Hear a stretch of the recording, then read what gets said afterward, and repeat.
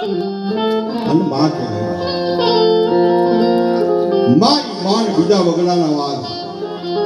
અમારો કવિ એમ કહેતો, ધીરે ધીધારમાં મિત્ર અરુણારી આફત કાલ પર ખીએ જાન.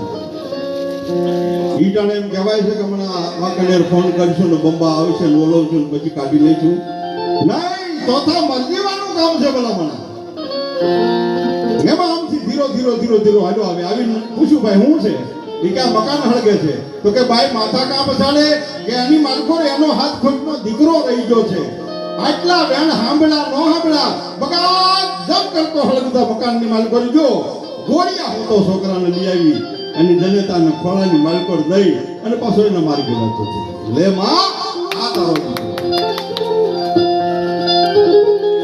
મારો કહેવાનો ભાવ નથી હતો. બાપ, જગતના ચોકની માલકો હારા થઈ જાવ ને એને પછી જાહેરાતોની જરૂર ન હોય. વાતો કરવા મળી જાય. કિરત છે, સુરત છે, કિરત બની બિના પંખ ઉડી જાય. તમારે રૂપની કાંઈ જરૂર નથી ભલામણા. તમારી કીર્તિ હોય ને તો દિલ્હીના ઝાપા સુધી તમે દેકારો કરી નાખો.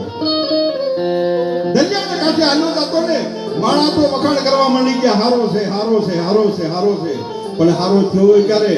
પોતાને વાવણીનું હાથી હોય, હજી જાપે નો કોકે નો કોકે, આમથી બાઈ રોતી હાલી આવે. બાપાને દવાખાને લઈ જાઉં, કોઈ ઘરની માલકો નથી. વાવણીના હાથી મૂકી લે અને દવાખાને બેઠો થઈ જાય ને આને મરજીઓ કહેવાય. તમારી 108 તો અત્યારે થઈ. આ સમાજ અમારો કોળી સમાજ છે ને મહેશભાઈ, એને હું આદિ અનાદિથી 108 કહું. ગામની માલકો અમારા બે જ ઘર કોળીના હોય ને આખું ગામ બીજાનું હોય. ગામની માલકો તકલીફ પડી ગઈ ને અહીંયા કોળીનો દીકરો પહેલા પહોંચી ગયો.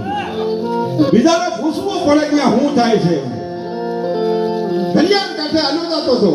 દરિયાના તરંગને વાતા ઉપજી મોજા જે આવતા હતા, ધીરા આગળનું મોજું જે હાલું જતું ને એના પાછળના મોજાએ કટોર કરી હાલને આપણા કાંઠે કેવો મરજીવ હાલું જાય છે એને હડીશું ને તો પાવન થઈ જાય. એવો પવિત્ર માણસ.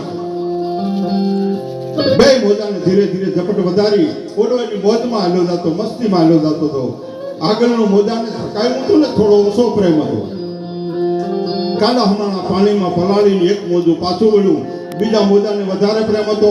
ક્યારે હમણાં પાણીની માલકો મરજીવાને પલાળ્યો અને મોજું પાછું વળે ન વળે અને જે સુરતાની માલકો હાલતો એ સુરતા બદલાઈ ગઈ અને કરડી નજર એને જે તરંગ હાલ્યા હતા તરંગને માથે કરડી નજર કરીને આંખનો ભાવ બદલાઈ ગયો એટલે મોજા ઉભા રહી ગયા. એને કીધું, ભલામણા તને મળવા માટે ઠેઠ મધદરિયેથી દોડતી મરજીવા, તને મળવાને માટે મધદરિયેથી દોડ દીધી, તને મળ્યા. મોટું કામ અગાડી ગયો બાપ. એ કે હું મારી મોજમાં હાલ્યો જાતો, મારી મસ્તીમાં હાલ્યો જાતો, તમે મને પલાળ્યો શું કામ?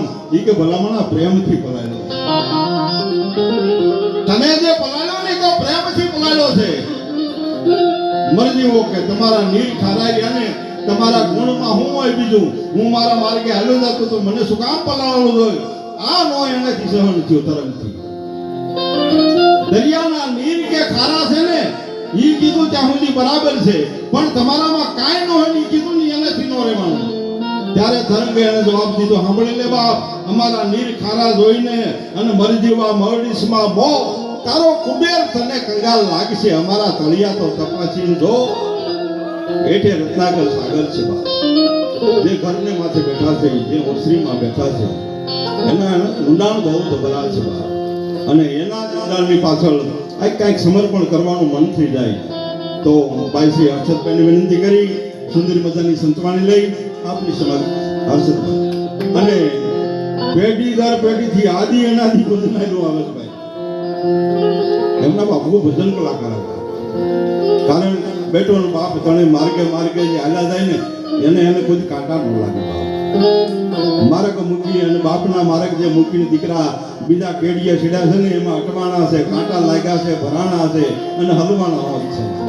ધન છે બાપ હર્ષદભાઈ.